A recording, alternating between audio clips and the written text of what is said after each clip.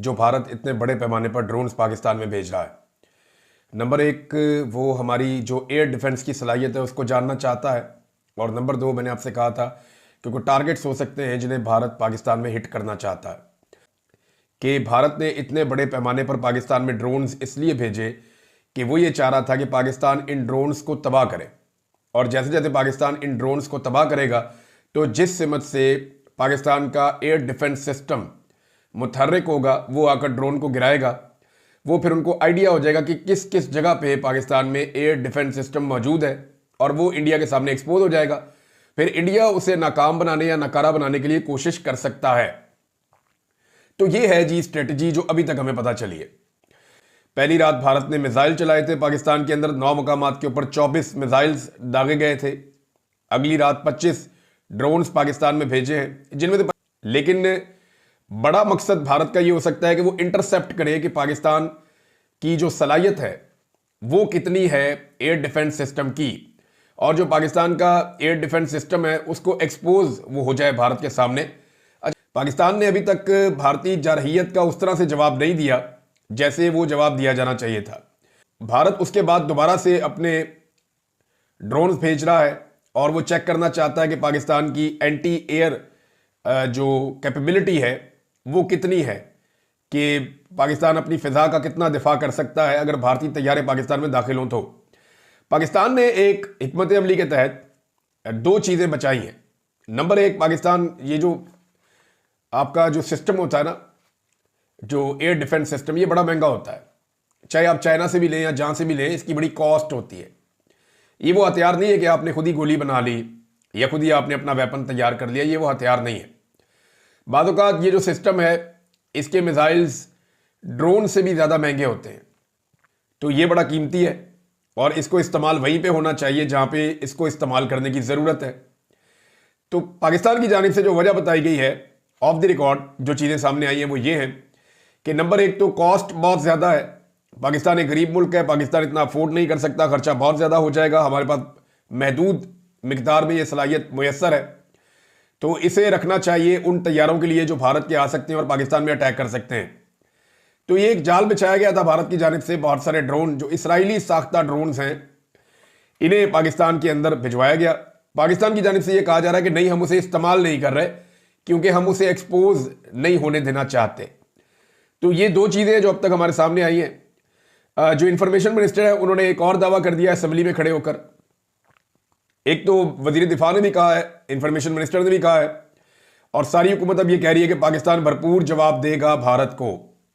भारत को भरपूर जवाब पाकिस्तान को देना चाहिए, देना पड़ेगा।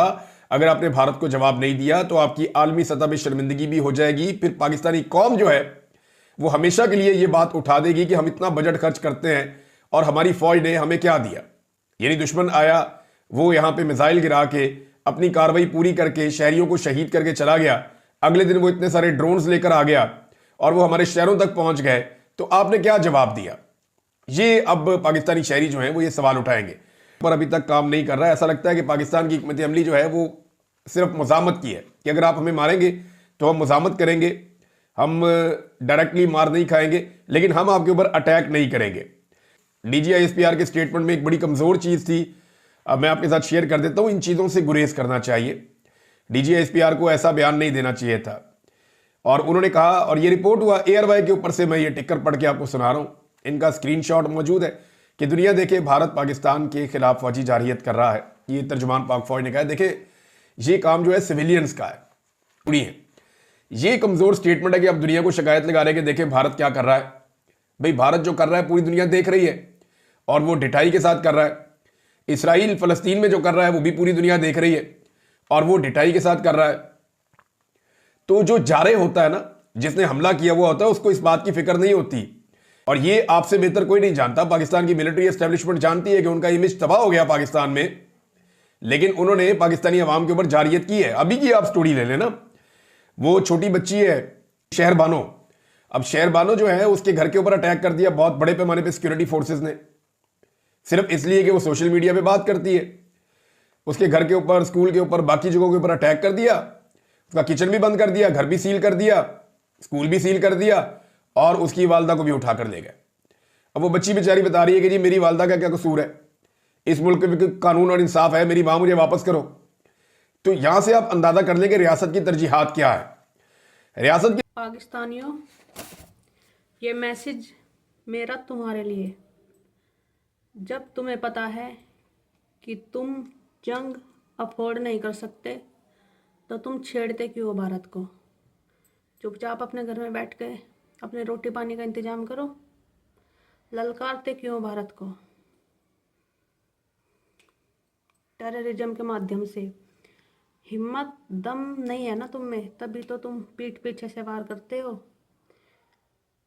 अब है हिम्मत तो अब हो रहा है ना आमने सामने की फाइट, तो करो फिर। ये तो तुम्हारी मीडिया ही बोल रही है, देख लो क्या बोल रही है तुम्हारी मीडिया। तुम अपनी जनता के सामने एक्सपोज हो चुके हो। ये तुम्हारी आर्मी छुपने के बहाने ढूंढ रही है, दुनिया के सामने गुहार लगा रहे हैं तुम्हारे नेता कि भारत से हमें बचाओ।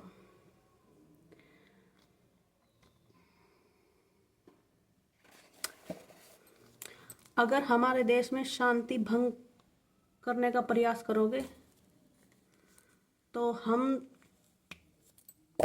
तुम्हारे देश को, तुम्हारे पाकिस्तान को भंग कर देंगे टोटली। इसलिए आराम से अपने घर में बैठो। अभी हिसाब पूरा नहीं हुआ है भारतीय सेना का। जब से तुम बने हो नासूर की तरह भारत को जख्म ही जख्म दिए जा रहे हो। और ये मेरा, हर भारतीय का विश है, दिली इच्छा है कि जो ये हर छठे महीने, हर दूसरे महीने ये ऐसे जख्म देते हैं ना नासूर की तरह।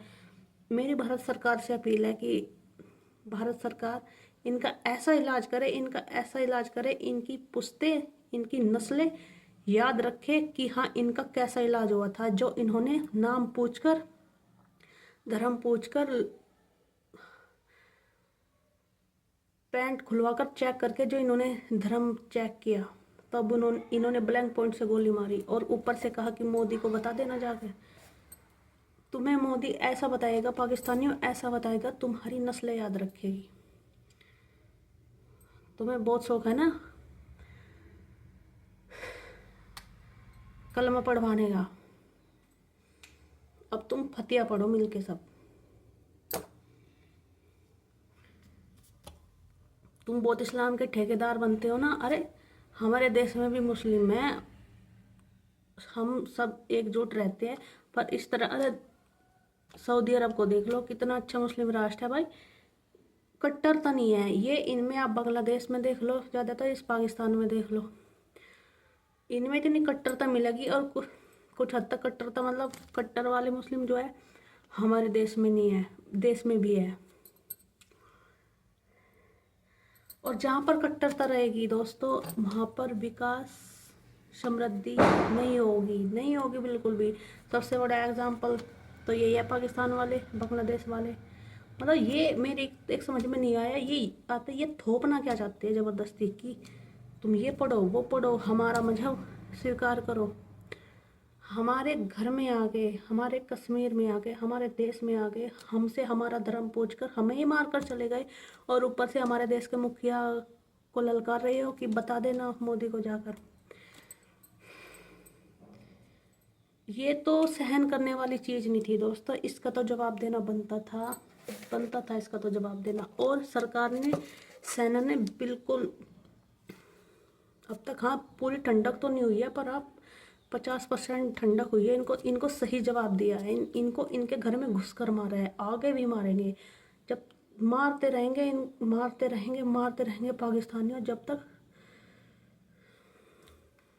तुम घुटनों पर ना जाओ। जय हिंद दोस्तों।